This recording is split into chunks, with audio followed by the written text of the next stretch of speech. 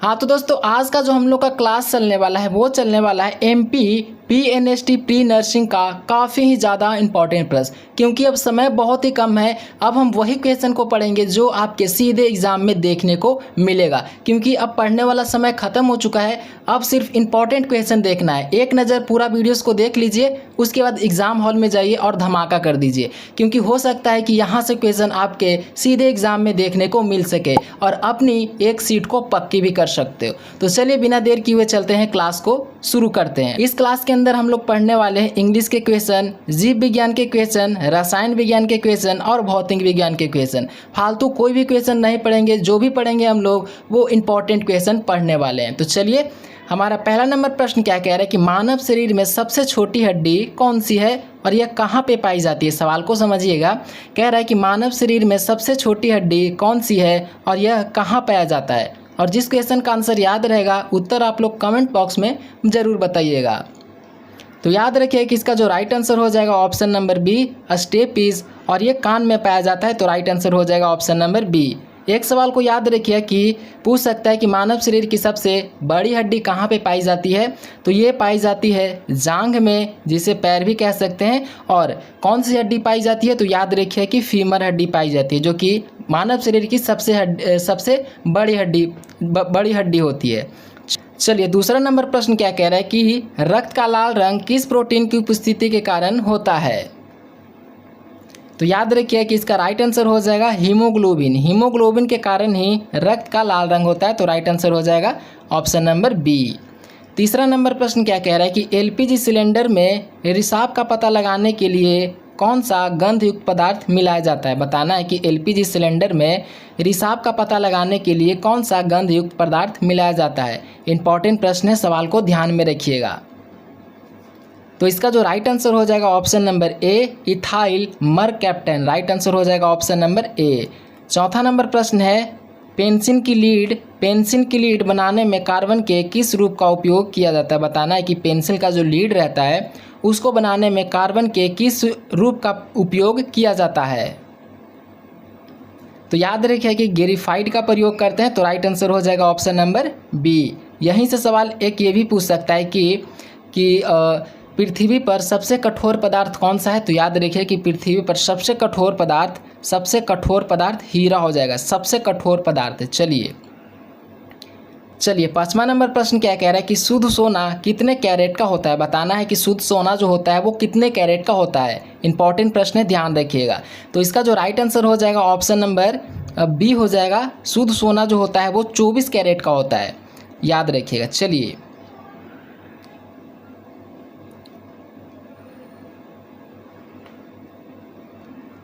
और आभूषण बनाने में हम लोग 18 कैरेट और 22 कैरेट सोना को यूज करते हैं, तब जाके हमारा आभूषण बनता है, क्योंकि जो शुद्ध सोना होता है वो द्रव अवस्था में पाया जाता है। तो आभूषण बनाने में हम लोग दोनों मिला करके आभूषण बनाते हैं। चलिए, छठा नंबर प्रश्न क्या कह रहे हैं कि वायुमंडल में सबसे अधिक मात्रा में पाई जाने वाली गैस कौन सी है। बताना है कि वायुमंडल में सबसे अधिक मात्रा में कौन सी गैस पाई जाती है। तो याद रखिए कि इसका right answer option number C हो जाएगा, नाइट्रोजन। 71% पाया जाता है, इसको भी ध्यान में रखिए। 71% नाइट्रोजन पाया जाता है। यहीं से सवाल पूछ सकता है कि ऑक्सीजन कितना % पाया जाता है। तो याद रखिए कि ये 21% पाया जाता है। चलिए, 7 नंबर प्रश्न क्या कह रहा है, पत्तियों में पाए जाने वाली उन छोटो छिद्रों को क्या कहते हैं जिनसे गैस का विनिमय होता है। तो याद रखिए कि इसका right answer option number B हो जाएगा, स्टोमेटा रंध्र। राइट आंसर हो जाएगा ऑप्शन नंबर बी। ये 8वां नंबर प्रश्न क्या कह रहे हैं कि हमारे नाखून और बालों में मुख्य रूप से कौन सा प्रोटीन पाया जाता है। बताना है कि हमारे बाल और नाखून में मुख्य रूप से कौन सा प्रोटीन पाया जाता है। तो याद रखिए कि कैरोटीन पाया जाता है। तो इसका राइट आंसर हो जाएगा ऑप्शन नंबर बी। और यहाँ से प्रश्न एक याद रखिएगा, पूछ सकता है कि प्रोटीन का पाचन कहाँ होता है। तो याद रखिएगा कि प्रोटीन का पाचन अमाशय में होता है। सवाल इंपॉर्टेंट था, इसलिए मैंने आप लोग को ये भी बता दिया कि प्रोटीन का पाचन कहाँ होता है, तो अमाशय में होता है। चलिए, मानव शरीर का समान तापमान कितना होता है। सवाल आपसे पूछा जा सकता है कि मानव शरीर का समान तापमान कितना होता है। तो याद रखिए कि इसका राइट आंसर ऑप्शन नंबर ये बी हो जाएगा 98.6 इसका राइट आंसर हो जाएगा। 10 नंबर प्रश्न है, अतिशब्दादि पटाखों में हरा रंग किस तत्व की उपस्थिति के कारण दिखाई देता है? ऑप्शन है सोडियम, स्ट्रेशियम, बेरियम या फिर तांबा। तो याद रखिए कि इसका right answer option number C हो जाएगा बेरियम। 11 नंबर प्रश्न क्या कह रहे हैं, गुब्बारों में हाइड्रोजन के स्थान पर किस निष्क्रिय गैस का उपयोग किया जाता है क्योंकि यह सुरक्षित होता है? ऑप्शन है नियन, आर्गन, क्रिप्टन या फिर हीलियम। तो याद रखिए कि इसका राइट आंसर हो जाएगा option number D helium. 12 number प्रश्न है, हड्डियों और दांत के निर्माण के लिए कौन सा विटामिन सबसे आवश्यक है? बताना है कि हड्डियों और दांतों के निर्माण के लिए कौन सा विटामिन सबसे आवश्यक है। तो याद रखिए कि विटामिन डी सबसे महत्वपूर्ण है। और यहाँ से ध्यान में रखिएगा कि विटामिन डी किससे प्राप्त होता है? तो याद रखिए कि विटामिन डी सूर्य के प्रकाश से विटामिन डी प्राप्त होता है। यहाँ से सवाल आपसे पूछ सकता है कि विटामिन सी की कमी से कौन सा रोग होता है? तो ये भी याद रखिएगा कि विटामिन सी की कमी से स्कर्वी रोग होता है, इसको भी ध्यान में रखिएगा। और विटामिन ए की कमी से रतौंधी होता है, इसको भी ध्यान में रखिएगा, सवाल आपसे पूछा जा सकता है। 13 नंबर प्रश्न है, कोशिका का मस्तिष्क किसे कहा जाता है? सिंपल सा प्रश्न है लेकिन मोस्ट इंपॉर्टेंट प्रश्न है। पूछ रहा है कि कोशिका का मस्तिष्क किसे कहा जाता है? तो याद रखिए कि कोशिका का जो मस्तिष्क होता है वो केंद्रक को कहा जाता है। तो राइट आंसर हो जाएगा ऑप्शन नंबर ए। 14 नंबर प्रश्न है, किस वैज्ञानिक को जीव विज्ञानी का जनक कहा जाता है? बताना है कि किस वैज्ञानिक को जीव विज्ञान का जनक कहा जाता है। तो याद रखिए कि अरस्तु को जीव विज्ञान का जनक कहा जाता है। राइट आंसर हो जाएगा ऑप्शन नंबर सी। 15 नंबर प्रश्न है, इंसुलिन की कमी के कारण मानव शरीर में कौन सा रोग होता है? बताना है कि इंसुलिन की कमी के कारण मानव शरीर में कौन सा रोग होता है। ऑप्शन दिया गया है घेंघा, एनीमिया, डायबिटीज़ या फिर रतौंधी। तो याद रखिएगा कि इसका राइट आंसर हो जाएगा ऑप्शन नंबर सी डायबिटीज़। 16 नंबर प्रश्न है, चूने के पानी को दूधिया बनाने वाली गैस कौन सी है? बताना है चूने के पानी को दूधिया बनाने वाली गैस कौन सी है? तो याद रखिए कि कार्बन डाइऑक्साइड हो जाएगा। यही गैस है जो कि चूने के पानी को दूधिया बनाता है। इंपॉर्टेंट प्रश्न भी है, याद रखिएगा। राइट आंसर हो जाएगा ऑप्शन नंबर सी। 17 नंबर प्रश्न है, भविष्य का ईंधन किसे कहा जाता है? बताना है कि भविष्य का ईंधन किसे कहा जाता है। तो याद रखिए कि हाइड्रोजन को हम भविष्य का ईंधन कहते हैं। राइट आंसर इसका हो जाएगा ऑप्शन नंबर बी। 18 नंबर प्रश्न है, अम्लों का राजा किस अम्ल को कहा जाता है? इंपॉर्टेंट प्रश्न है, सवाल को ध्यान में रखिएगा। अम्लों का राजा किस अम्ल को कहा जाता है? तो ध्यान रखिए कि सल्फ्यूरिक अम्ल को अम्लों का राजा कहा जाता है। साथ में इसका सूत्र भी याद रखिएगा कि सल्फ्यूरिक अम्ल का सूत्र होता है H2SO4 और नाइट्रिक अम्ल का सूत्र होता है HNO3। हाइड्रोक्लोरिक अम्ल का सूत्र हो जाएगा HCl। चलिए अगला नंबर प्रश्न क्या कह रहा है, ध्वनि की तीव्रता मापने की इकाई क्या है? बताना है कि ध्वनि की तीव्रता हम किस में मापते हैं। तो याद रखिए कि इसका राइट आंसर हो जाएगा ऑप्शन नंबर बी डेसिबल।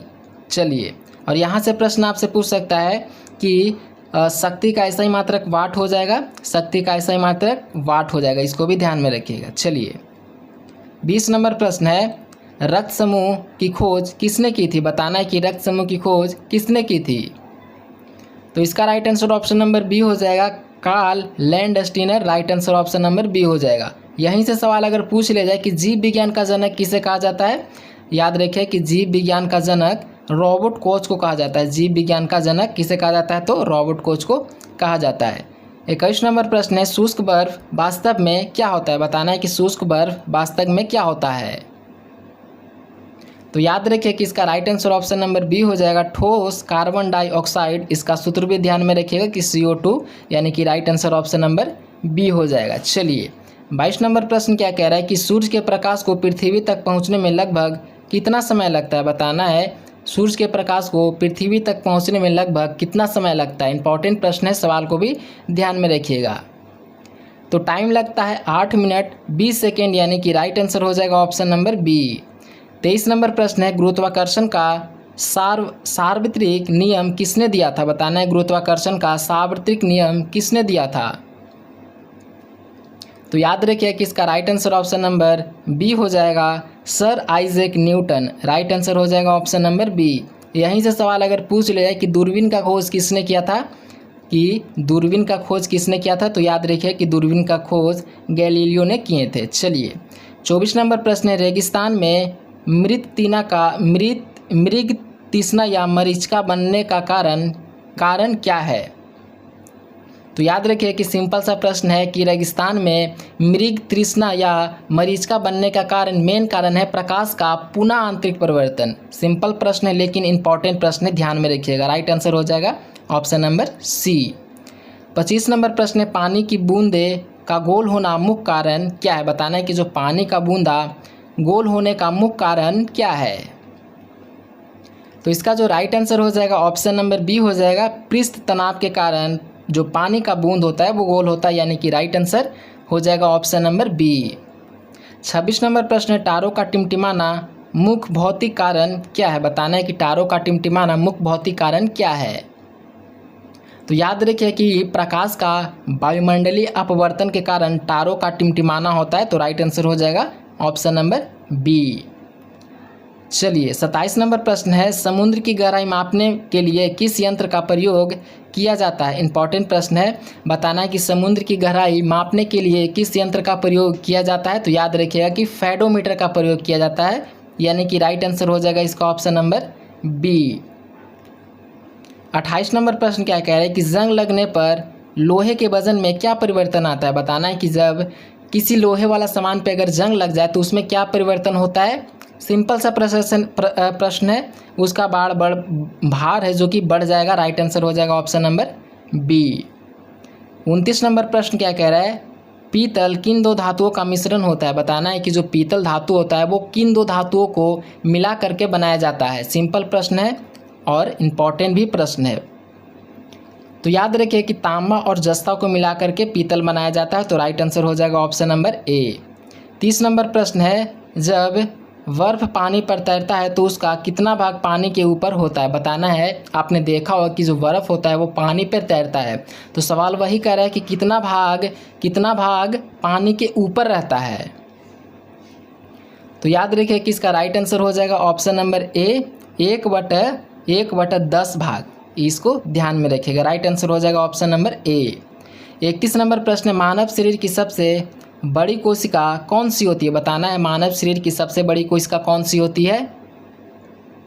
तो इसका right answer option number B हो जाएगा, ओव्यूम या अंडाणु। राइट आंसर हो जाएगा ऑप्शन नंबर बी।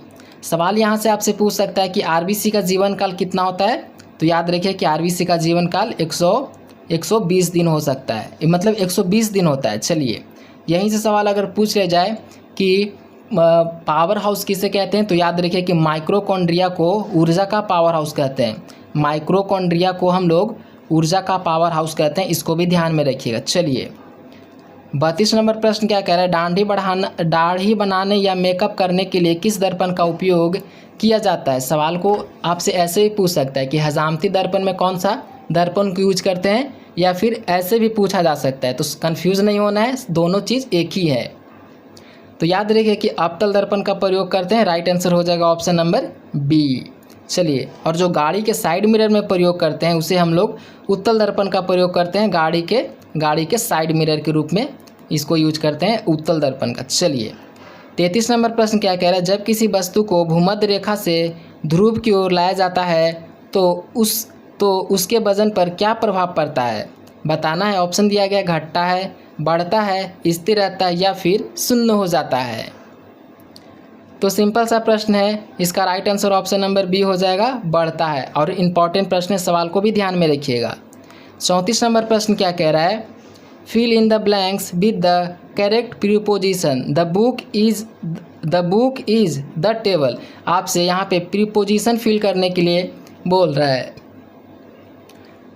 तो यहाँ पे हम लोग ऑन का प्रयोग करेंगे, यानी कि राइट आंसर हो जाएगा ऑप्शन नंबर बी। 35 नंबर प्रश्न क्या कह रहा है, find the error in the sentence, each of the student are hard working. यहाँ पे आपसे सवाल कह रहा है कि एरर यहाँ पे मतलब एरर आपसे पूछ रहा है कि एरर कहाँ पे है, मतलब कौन सा सेंटेंस में है। तो गाइज इस वाले क्वेश्चन में थोड़ा कन्फ्यूजिंग है, इसको छोड़ते हैं। चलिए 36 नंबर प्रश्न क्या कह रहा है, विद्युत बल्ब का फिलामेंट किस धातु का बना होता है। बताना है कि विद्युत बल्ब का जो फिलामेंट होता है वो किस धातु का बना होता है। मोस्ट इंपॉर्टेंट प्रश्न है। तो याद रखिएगा कि टंगस्टन का बना होता है, राइट आंसर हो जाएगा ऑप्शन नंबर सी। सवाल यहाँ से अगर ये भी पूछ लिया जाए कि विद्युत बल्ब में हम लोग कौन सा गैस भरते हैं, यानी कि पूछ लिया जाए कि विद्युत बल्ब में कौन सा गैस भरते हैं, तो याद रखिए कि विद्युत बल्ब में आर्गन गैस भरते हैं, ये भी ध्यान में रखिएगा। और यहाँ पे एक सवाल ये भी याद रखिएगा कि जो हीटर में हम लोग किस चीज़ का प्रयोग करते हैं, तो याद रखिए कि नाइक्रोम का प्रयोग हम लोग हीटर में करते हैं, इसको भी ध्यान में रखिएगा। चलिए 37 नंबर प्रश्न है, कौन सा विटामिन मुख्य रूप से रक्त का थक्का जमने से रोकने वाले एंटी क्वालिटिंग फैक्टर को नियंत्रित करता है और इसे सनसाइन विटामिन भी कहा जाता है। यानी कि आपसे सनसाइन विटामिन पूछ रहा है कि किसे कहते हैं। अभी मैंने आप लोग को ये सवाल ऊपर भी करवाया था, तो याद रखिए कि हम लोग विटामिन डी को सनसाइन विटामिन कहते हैं, तो राइट आंसर हो जाएगा ऑप्शन नंबर सी। और सवाल अगर पूछ लिया कि विटामिन डी हम लोग किससे प्राप्त करते हैं, तो याद रखिएगा कि विटामिन डी हम लोग सूर्य के प्रकाश से प्राप्त करते हैं, इसको ध्यान में रखिएगा। चलिए 38 नंबर प्रश्न क्या कह रहा है, क्विक सिल्वर किस धातु को कहा जाता है। मोस्ट इंपॉर्टेंट प्रश्न है, पूछ रहा है कि क्विक सिल्वर किस धातु को कहा जाता है। ऑप्शन है चांदी, पारा, प्लेटिनियम या फिर एल्युमिनियम। तो ध्यान रखिएगा कि राइट आंसर हो जाएगा option number B, quicksilver हम लोग पारा को कहते हैं। चलिए 39 नंबर प्रश्न क्या कह रहा है, कौन सी एकमात्र अधातु है जो कमरे के ताप पर द्रव अवस्था में रहती है। इंपॉर्टेंट प्रश्न है, बताना है कि कौन सा एकमात्र अधातु है जो कमरे के ताप पर द्रव अवस्था में रहती है। तो याद रखिए कि इसका राइट आंसर हो जाएगा ब्रोमीन, यानी कि right answer option number B हो जाएगा। 40 नंबर प्रश्न क्या कह रहा है, ईईजी का प्रयोग किस अंग का गतिविधि दर्ज करने के लिए किया जाता है। बताना है कि ईईजी का प्रयोग किस अंग का गतिविधि दर्ज करने के लिए किया जाता है। तो याद रखिएगा कि ये मस्तिष्क का गतिविधि दर्ज करने के लिए प्रयोग करते हैं। राइट आंसर हो जाएगा ऑप्शन नंबर सी। 41 नंबर प्रश्न है, मानव शरीर का सबसे कठोर भाग कौन सा होता है। बताना है मानव शरीर का सबसे कठोर भाग कौन सा होता है। तो याद रखिए कि इनामेल होता है जो कि मानव शरीर का सबसे कठोर भाग होता है और ये दांतों की परत पे पाया जाता है। राइट आंसर हो जाएगा ऑप्शन नंबर सी। चलिए 42 नंबर प्रश्न है, सर्वग्राही रक्त समूह कौन सा है जो किसी भी ब्लड ग्रुप से खून ले सकता है। बताना है कि सर्वग्राही रक्त समूह कौन सा है जो किसी भी ब्लड ग्रुप से खून ले सकता है। इंपॉर्टेंट प्रश्न है, तो ध्यान रखिए कि जो ए बी होता है वो किसी से रक्त ले सकता है। राइट आंसर हो जाएगा ऑप्शन नंबर इसका डी। 43 नंबर प्रश्न है, कोशिका की खोज। यहाँ से दो प्रश्न बनता है। सबसे पहले याद रखिए कि कोशिका की खोज कब हुई थी, तो 1665 में। अब आगे क्या कह रहा है कि कोशिका की खोज 1665 में सबसे पहले किस वैज्ञानिक ने की थी। तो सिंपल सा प्रश्न है, रॉबर्ट हुक ने की थी। राइट आंसर हो जाएगा ऑप्शन नंबर बी। और सवाल इंपॉर्टेंट है, ध्यान में रखिएगा। चलिए 44 नंबर प्रश्न है, परमाणु बम किस सिद्धांत पर कार्य करता है। इंपॉर्टेंट प्रश्न है, ध्यान में रखिएगा। पूछ रहा है परमाणु बम किस सिद्धांत पे कार्य करता है, तो ये करता है नाभिकीय विखंडन पे। राइट आंसर हो जाएगा इसका ऑप्शन नंबर बी। 45 नंबर प्रश्न, मानव शरीर में पीत का निर्माण कहाँ होता है। बताना है कि मानव शरीर में पीत का निर्माण कहाँ होता है। इंपॉर्टेंट प्रश्न है, ध्यान में रखिएगा सवाल को भी। तो इसका राइट आंसर हो जाएगा ऑप्शन नंबर बी, यकृत। राइट आंसर हो जाएगा ऑप्शन नंबर बी। चलिए 46 नंबर प्रश्न है, ईसीजी का उपयोग किस अंग की बीमारी को पता लगाने के लिए किया जाता है। बताना है कि ईसीजी का प्रयोग किस अंग की बीमारी का पता लगाने के लिए किया जाता है। तो इसका राइट आंसर हो जाएगा ऑप्शन नंबर बी, हृदय की बीमारी को पता लगाने के लिए ये यंत्र का प्रयोग करते हैं। Right answer option number B हो जाएगा। 47 नंबर प्रश्न क्या कह रहा है कि चूज द करेक्ट स्पेलिंग, यानी कि यहाँ पे करेक्ट स्पेलिंग बताना है कि कौन सा है। तो इसका राइट आंसर हो जाएगा ऑप्शन नंबर बी, ये वाला रिसीव सही लिखा हुआ है। राइट आंसर हो जाएगा इसका ऑप्शन नंबर बी, बाकी ये तीनों गलत लिखा हुआ है। ध्यान में रखिएगा सवाल को, सवाल आपसे ऐसा पूछ सकता है। चलिए 48 नंबर प्रश्न क्या कह रहा है, व्हाट इज़ द एंटोनोम, यानी कि विप्रात्रिक शब्द आपसे पूछ रहा है कि ब्राइट का विप्रात्रिक क्या होगा। यहाँ पे थोड़ा सा बोलने में दिक्कत हो रहा है, तो इसका right answer option number C हो जाएगा। ब्राइट का हो जाएगा विप्रात्रिक हो जाएगा डूल। राइट आंसर हो जाएगा ऑप्शन नंबर सी। 49 नंबर प्रश्न है भोपाल गैस त्रासदी। यहाँ से देखो 2 सवाल बन चुका है। पहला बन गया भोपाल गैस त्रासदी कब हुआ था, तो याद रखिए कि 1984 में हुआ था। भोपाल गैस त्रासदी में किस विषैली गैस का रिसाव हुआ था, तो इसका right answer option number methyl isocyanide हो जाएगा। राइट आंसर हो जाएगा ऑप्शन नंबर ए। 50 नंबर प्रश्न है कपड़ों से जंग के धब्बे हटाने के लिए किस अम्ल का प्रयोग किया जाता है। बताना है कि जो कपड़ों पे जंग या फिर धब्बा लग जाता है उसको हटाने के लिए किस एसिड का प्रयोग करते हैं, तो याद रखिए कि हम लोग ऑक्जेलिक अम्ल का प्रयोग करते हैं। इंपॉर्टेंट प्रश्न है, ध्यान में रखिएगा सवाल को। राइट आंसर हो जाएगा ऑप्शन नंबर ए। यहाँ से आपसे सवाल पूछ सकता है कि साइट्रिक अम्ल किस में पाया जाता है, तो याद रखिए कि साइट्रिक अम्ल खट्टे पदार्थ में पाया जाता है या फिर खट्टे फलों में पाया जाता है साइट्रिक अम्ल। ठीक है, इसको ध्यान में रखिएगा। दूसरा प्रश्न पूछ सकता है कि फॉर्मिक अम्ल किस में पाया जाता है, तो याद रखिए कि फॉर्मिक अम्ल चींटियों में पाया जाता है, यानी कि चींटी में फॉर्मिक अम्ल पाया जाता है। और यहाँ से ये भी ध्यान रखिए कि ऑक्जेलिक अम्ल किस में पाया जाता है, तो ये पाया जाता है टमाटर में। सारे ही सवाल को ध्यान में रखिएगा। चलिए 51 नंबर प्रश्न है किस धातु को रणनीतिक धातु कहा जाता है क्योंकि इसका उपयोग रक्षा और आंतरिक उद्योग में होता है। ऑप्शन है सोना, टाइटेनियम, प्लेटिनियम या फिर यूरेनियम। तो इसका right answer option number B हो जाएगा टाइटेनियम। 52 नंबर प्रश्न है पेनिसिलिन नामक एंटीबायोटिक किससे प्राप्त की जाती है। बताना है पेनिसिलिन नामक एंटीबायोटिक किससे प्राप्त की जाती है। ऑप्शन है जीवाणु, कवक, विषाणु या फिर शैवाल।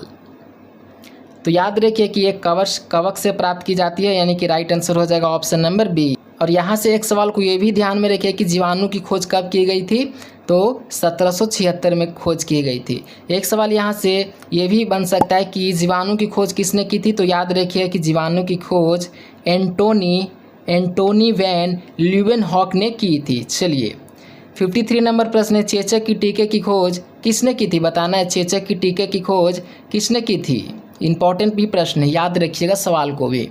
तो सिंपल सा प्रश्न, इसका right answer option number A हो जाएगा एडवर्ड जेनर। सिंपल सा प्रश्न है, सवाल बार बार रिपीट होता है, ध्यान में रखिएगा।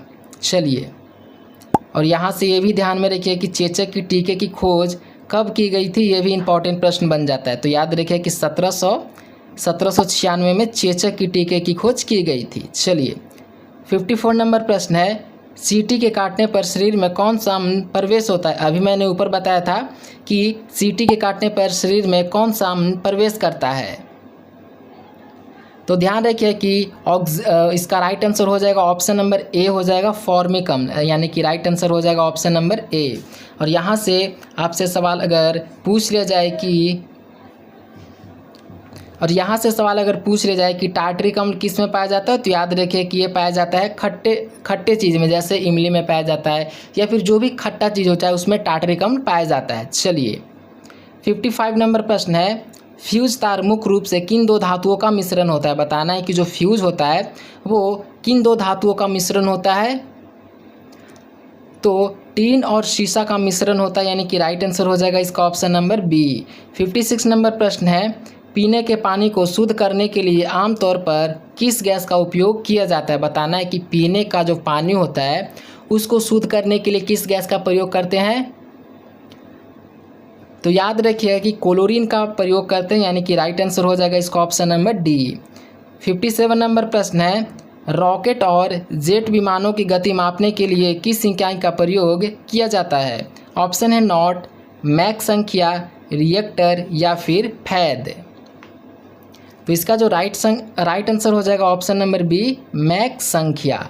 58 नंबर प्रश्न है जेट इंजन किस सिद्धांत पर कार्य करता है। मोस्ट इंपॉर्टेंट प्रश्न है, बताना है कि जेट इंजन किस सिद्धांत पर कार्य करता है, तो ये कार्य करता है रैखिक संवेग संरक्षण पे, यानी कि राइट आंसर हो जाएगा ऑप्शन नंबर सी। यहीं से सवाल आपसे अगर ये भी पूछा जाए कि जेट इंजन का आविष्कार कब हुआ था, ये भी तो सवाल आपसे पूछ सकता है कि जेट इंजन का आविष्कार कब हुआ था, तो याद रखिएगा कि ये हुआ था 1930 में। 59 नंबर प्रश्न है ध्वनि तरंगे किस प्रकार की तरंगे होती है। बताना है ध्वनि तरंगे किस प्रकार की तरंग होती है, तो ये होती है अनुदैर्घ्य तरंग, यानी कि राइट आंसर हो जाएगा ऑप्शन नंबर बी। 60 नंबर प्रश्न है धूप के चश्मे की क्षमता कितनी होती है। बताना है कि धूप के चश्मे की क्षमता कितनी होती है? तो याद रखिए कि इसका राइट आंसर हो जाएगा option number A 0 dioptre. 61 number प्रश्न है, लेंस की क्षमता को मापने का एसआई मात्रक क्या है? बताना है लेंस की क्षमता का मापने का एसआई मात्रक क्या है? तो इसका right answer option number C हो जाएगा डायोप्टर। यहीं से सवाल ये भी ध्यान में रखिएगा कि शक्ति का एसआई मात्रक वाट हो जाएगा और जूल हो जाएगा कार्य का एसआई मात्रक। कार्य का एसआई मात्रक जूल हो गया और ये हो गया शक्ति का एसआई मात्रक वाट।